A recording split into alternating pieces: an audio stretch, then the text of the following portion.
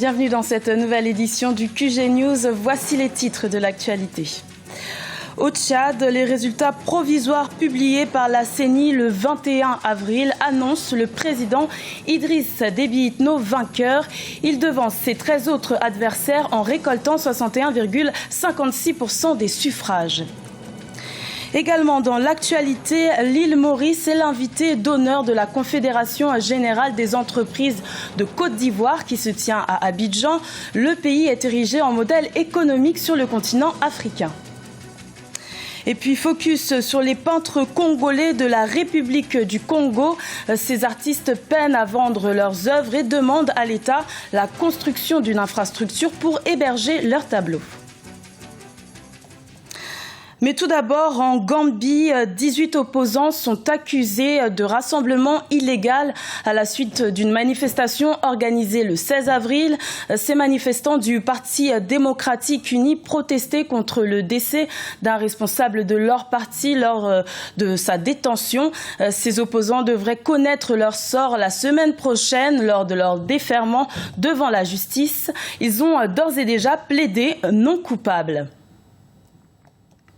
Il avait prédit sa victoire au premier tour par KO et les résultats provisoires semblent lui avoir donné raison. Au Tchad, le président Idriss Déby Itno a été réélu avec 61,56% des voix au premier tour de la présidentielle du 10 avril. Les résultats ont été annoncés par la CENI ce jeudi 21 avril et doivent encore être validés par le Conseil constitutionnel dans un délai de 15 jours. Mahamat Ramadan et Corinne Kamdem. Le président en exercice Idriss Déby Itno réélu au premier tour pour un 5e mandat. Selon les résultats provisoires annoncés par la Commission électorale nationale indépendante jeudi 21 avril 2016, le président tchadien Idriss Déby Itno a largement remporté ces élections avec 61,56% des suffrages exprimés. L'opposant Saleh Kebzabo est en deuxième position avec 12,80% des voix, tandis que Lao Ken Kourayo se place en troisième position avec 10,60% des voix. Taux de participation au plan national, 76,11%. Suffrages exprimés, 4 374 597. Ont obtenu Idriss Déby Itno, 2 693 062 voix, soit 61,56%. Avant l'annonce des résultats provisoires, Saleh Kebzabo, le chef de l'opposition, a annoncé qu'il ne reconnaîtrait pas les résultats, accusant ainsi le pouvoir de fraude. Selon ce dernier, aucun candidat n'aurait pu l'emporter au premier tour au vu des résultats provisoires dont son parti disposait. Le président de la CENI, Rouyumbaï Jean-Pierre, de son côté a tenu à saluer le déroulement de ces élections qui, selon lui, ont eu lieu dans le calme et la transparence. Dans le but d'assurer la transparence du scrutin, la CENI a pris l'ensemble des dispositions pour acheminer les matériels électoraux sur toute l'étendue du territoire et dans les représentations diplomatiques et consulaires du Tchad à l'étranger dans les délais requis.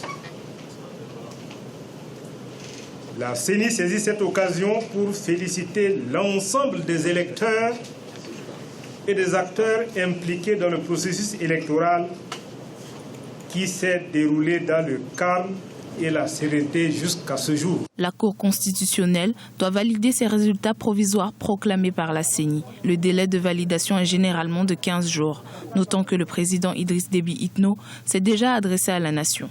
Il qualifie ces résultats de victoire du peuple. Il a demandé cependant à la population de garder son calme en attendant la confirmation de sa réélection.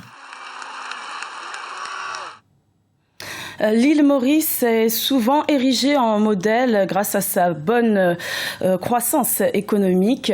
Le pays est la première nation africaine dans le classement Doing Business et la 32e sur le plan mondial. L'île Maurice est l'invité d'honneur de la 5e édition de la Confédération générale des entreprises de Côte d'Ivoire qui se tient jusqu'à ce vendredi à Abidjan. Un reportage de notre correspondant Wendiam Valentin Compaoré. L'île Maurice un modèle économique en Afrique. Depuis plus de 30 ans, bien que n'ayant pas de ressources minières ou pétrolières, le pays connaît une croissance économique supérieure à 5%. Des résultats dus à des réformes économiques engagées, telles l'amélioration de la réglementation pour les petites et moyennes entreprises, la facilitation de la création d'entreprises.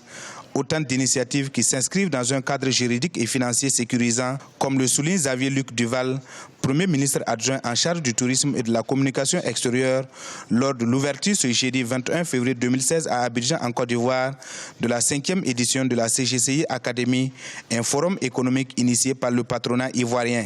L'île Maurice a su se forger une place parmi les pays à revenus intermédiaires, avec un PIB de 10 000 $ américains par habitant.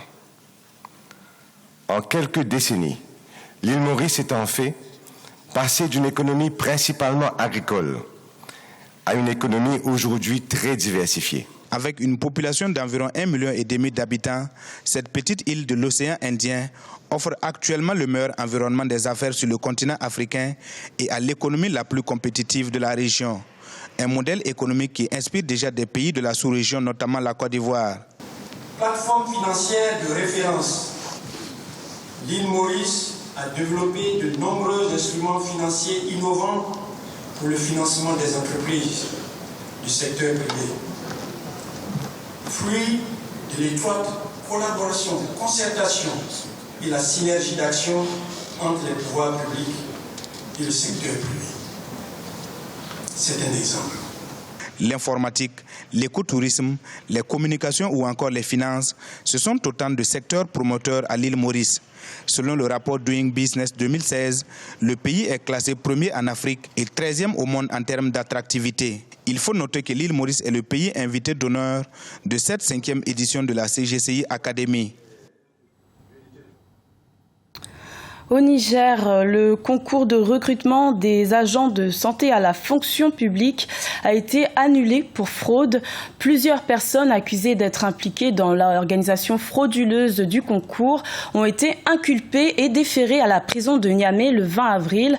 Plus de précisions dans ce reportage de notre correspondant Sadou Alizé Mokhtar, commenté par Oumou Kalsoumba. Le concours d'entrée à la fonction publique nigérienne, organisé par le ministère de la Santé, a été annulé pour fraude. Ce concours de recrutement direct de 1831 agents de la santé avait pour but de renforcer l'effectif du personnel soignant. Son annulation est fortement décriée par les centrales et les confédérations syndicales. On procède à une annulation sans dire qu'est-ce qu'on va faire de tous ces jeunes-là qui ont normalement travaillé et qui s'attendaient légitimement à être recrutés par la fonction publique du Niger. Aujourd'hui, cette question est là, comme si la procédure judiciaire qui a été déclenchée, de notre point de vue, très tôt, est suffisante pour régler la question. Pour nous, non. Mais le concours, lui, les agents, eux, qui attendent, l'État doit dire quelque chose. Rapidement, il doit dire, voilà la mesure que j'ai prise. L'annulation, ce n'est pas une mesure. Saisie par un candidat malheureux au concours, la Haute Autorité de lutte contre la corruption et les infractions assimilées a saisi à son tour le procureur de la République pour investigation. Celles-ci ont porté sur près de 28 000 copies de 14 000 candidats. Selon le procureur, les premières vérifications effectuées ont donné un résultat inquiétant. Des personnes n'ayant pas composé se sont retrouvées sur la liste des admis. La fraude a consisté non seulement à permettre à retirer des copies, à les remplacer par des copies rédigées, mais également et surtout, ce qui est très grave, à mon sens, c'est d'intervertir les notes des candidats.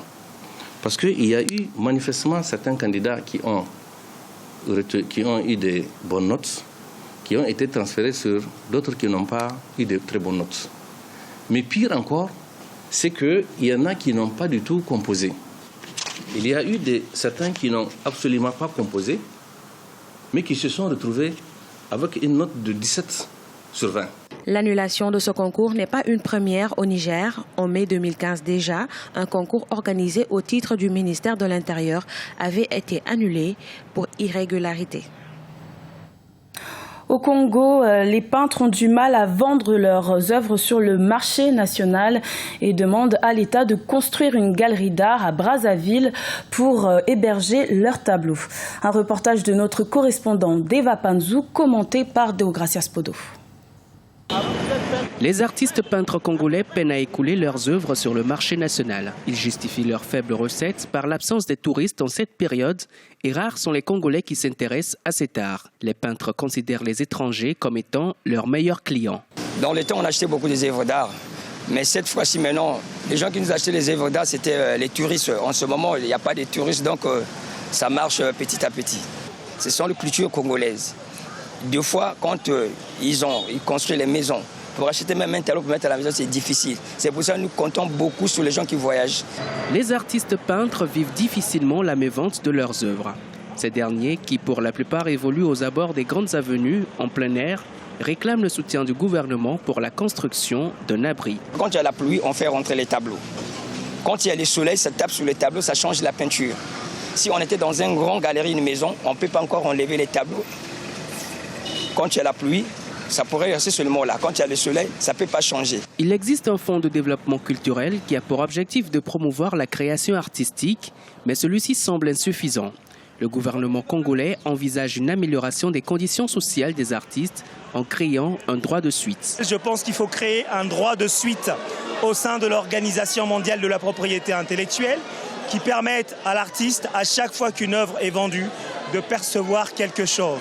Cela va améliorer la condition sociale de l'artiste et cela va permettre à nos artistes sur le continent particulièrement d'avoir une création qui soit protéiforme, une création beaucoup plus dynamique.